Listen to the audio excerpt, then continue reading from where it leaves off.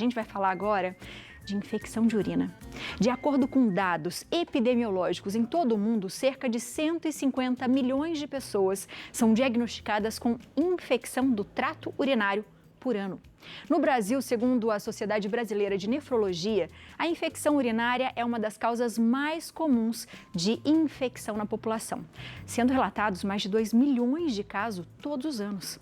Para falar sobre esse assunto, a gente recebe a nefrologista doutora Lilian Rosinha. Doutora, seja sempre muito bem-vinda à nossa casa. Obrigada, é sempre um prazer enorme vir aqui. Prazer é nosso. Eu acho que é um assunto que a gente sempre vai ter dúvidas para responder, doutora. Com certeza. Não é? Eu acho que até os nossos colegas médicos, meus colegas médicos que não são da especialidade têm. Tem, não é, doutora? Opa, a gente tem também, tá sempre investigando, né? Verdade. Quando a gente fala em infecção de urina, eu lembro também que ela acontece desde criança. Sim. Ela muda, doutora, porque a gente fala assim, ela é mais comum em mulheres, mas existe alguma idade, por exemplo, da infância, né, até a nossa idade mais madura, que esse quadro vai mudando? Tem sim, Abi, tem sim. A mulher é muito mais comum do que o homem de ter infecção urinária e o motivo é simples. É porque a uretra da mulher, que é o caminho que a bactéria tem de chegar até a bexiga, né, que é para onde sai o xixi, é menor do que a do homem. E a proximidade da uretra na mulher é mais próxima do ânus, que é de onde vêm as bactérias que vão causar as infecções. E a do homem fica longe. Então, a mulher já é fator de risco. A mulher, você tem mais risco de infecção urinária, ponto. Aí, de idade, a gente tem 3 fases da vida da mulher que aumentam o risco de ter infecção urinária. A infância. A infância por quê? Uma, questão de higiene, né? As crianças, as meninas, os banheiros vão se limpar, tem aquela dificuldade, né, de conseguir pôr o pé no chão e limpar de frente para trás. Por isso que a gente ouve desde pequenininha. Limpa de frente para trás, que é para não trazer bactéria para a uretra, para não ter risco de infecção urinária. E outra coisa nas crianças são as malformações que podem acontecer, que favorecem também a infecção urinária. Então, na infância tem essa questão. Aí a mulher cresce e aí a mulher começa a ter relações sexuais. Aí vocês já devem ter ouvido falar cistite da lua de mel.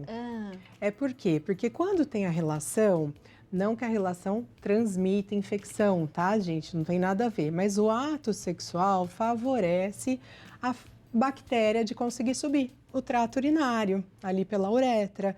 Então, vem o risco. E aí começa, né, por que da cistite da lua de mel? Porque tem mais relações, né? Quando eu falo, quando troca de parceiro, quando começa a namorar, quando casa, aí é onde aumenta o risco de ter infecção urinária. E depois a mulher na idade pós-menopausa também aumenta muito o risco de infecção urinária. Por quê?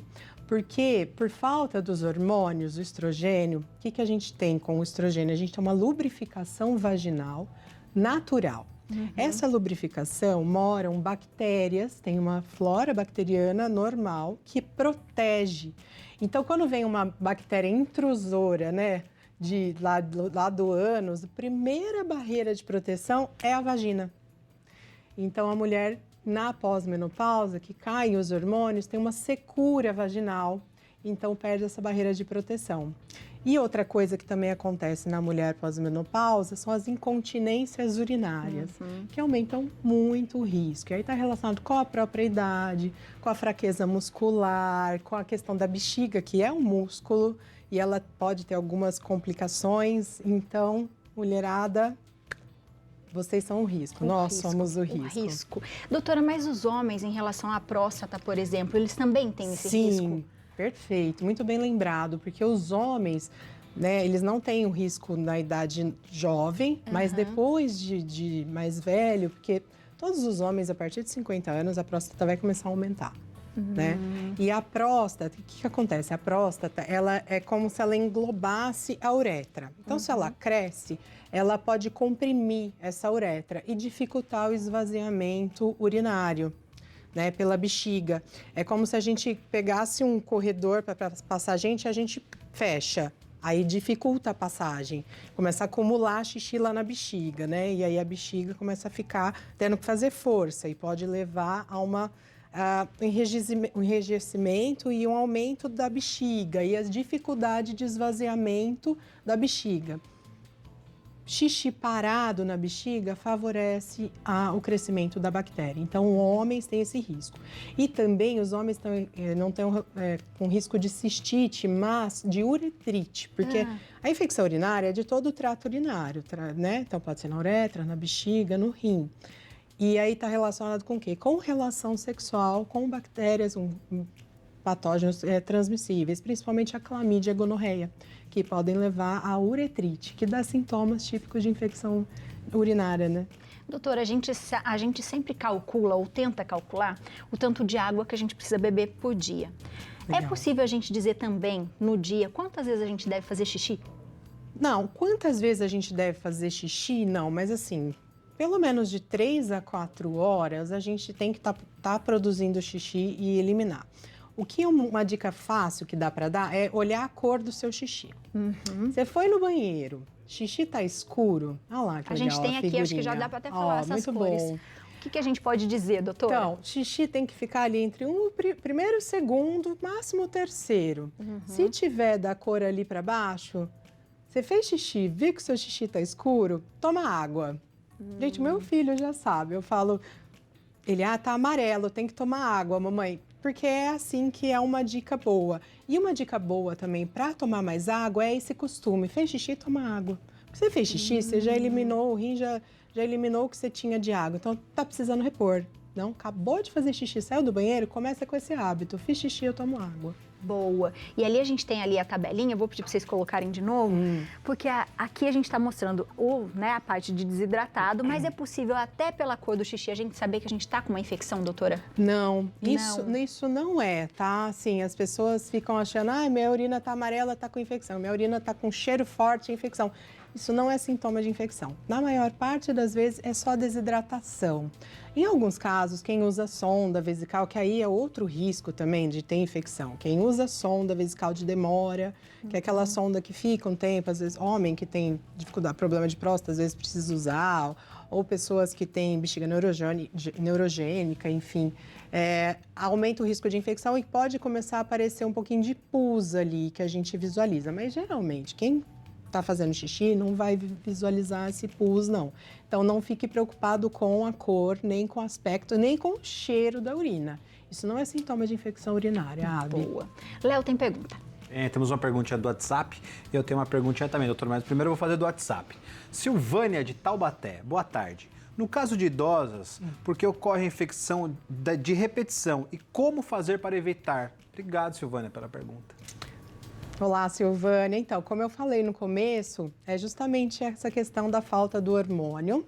Então, um jeito de evitar, não precisa fazer a reposição hormonal, mas manter a vagina lubrificada. Existem lubrificantes vaginais sem hormônio e existem os hormônios tópicos vaginais, que na maioria das vezes é o que a gente usa e vai prevenir de ter novas infecções.